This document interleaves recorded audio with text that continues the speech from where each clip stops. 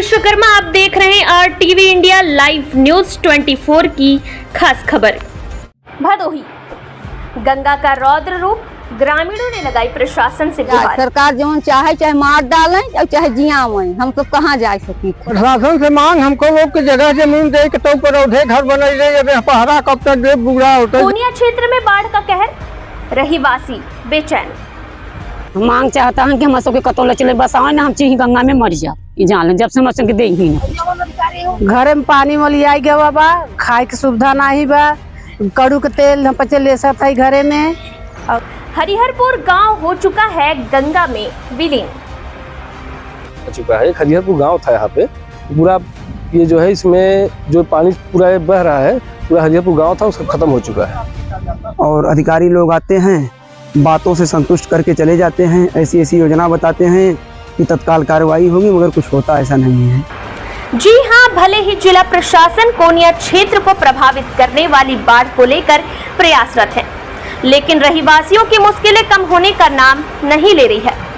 इन दिनों कोनिया क्षेत्र के गांव गिराव जहां बाढ़ के कहर का दंश झेल रहे हैं, तो प्रभावितों को इस बात की चिंता सताने लगी है कि प्रशासन की व्यवस्थाएं और बचाव संसाधन कागजों तक ही सीमित होकर तो नहीं रह जाएंगे। यही कारण रहा है कि प्रत्येक वर्ष की बाढ़ मध्यम वर्गीय परिवारों को उजाड़ने में देर नहीं लगाती, तो पूर्व की बाढ़ों ने एक दो परिवार की बात तो दूर, हरिहरपुर पूरे गांव को निगल लिया है। इसका उदाहरण सदर तहसील के अभिलेख में अभी तक साबित होता आ रहा है। खतरे के निशान से मात्र 2 मीटर नीचे बह रहा गंगा नदी का पानी अपना रौद्र रूप दिखाया तो कोनिया क्षेत्र का वजूद इतिहास के पन्नों में दर्ज होकर रहेगा। उनके कैमरे में कैद हुए बाढ़ की भयावह स्थिति की कहानी और प्रभावित लोगों की जुबानी दंग कर रहा है। आइए रुक करते हैं भदोही की ओर, देखते हैं भारत की बात राजेश तिवारी के साथ। मिश्रा, ग्राम प्रधान कोणी खुर्द।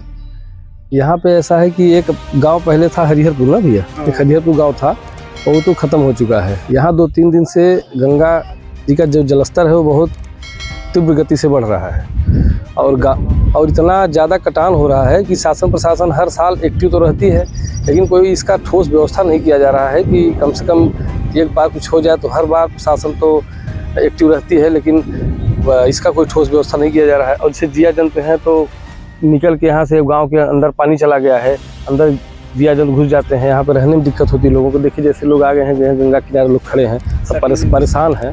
हाँ, इसका कोई ठोस व्यवस्था नहीं हो पा रहा है। कहीं आते हैं और तो पूरा कई जगह कैंप बना गया है, वो मदद करते हैं, लेकिन जब दिक्कत हो जाती है तब होता है। अगर इसके पहले अगर कोई व्यवस्था इसकी कर दिया जाए तो ऐसा फिर भविष्य में न हो।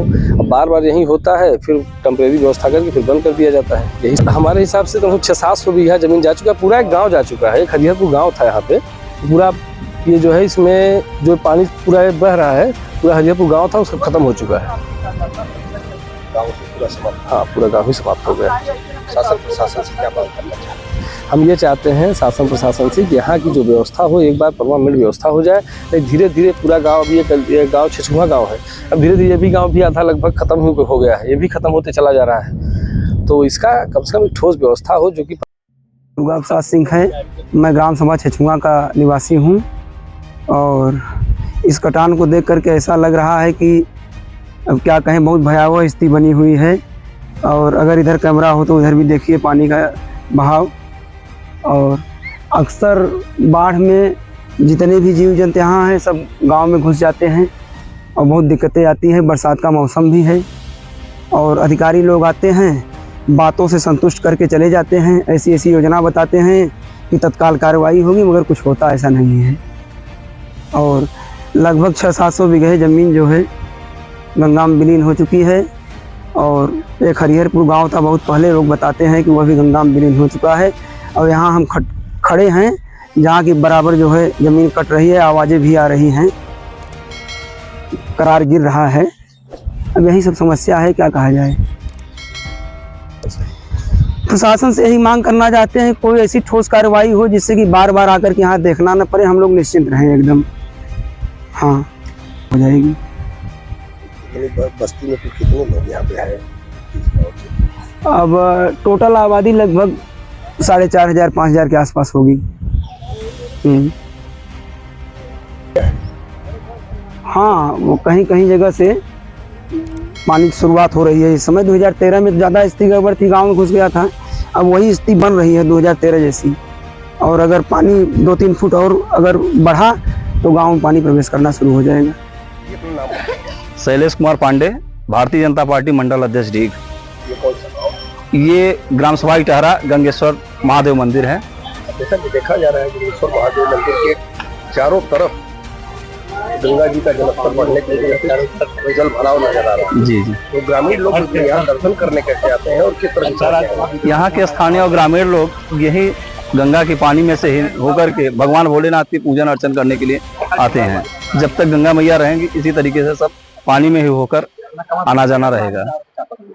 जैसा कि आप एक बात बताइए, ये जिस तरह से जलस्तर बढ़ा हुआ है, जिस तरह से गंगा जी का पानी जल दिखाई दे रहा है, यहाँ कितने बीघे की ऐसी खेती हुई थी जो अभी गंगा जी में समाई थी? यहाँ लगभग सैकड़ों बीघे के ऊपर बाजरा और अरहर की खेती हुई थी, जो जमे हुए थे माँ गंगा की गोद में सब समा चुके हैं इस समय।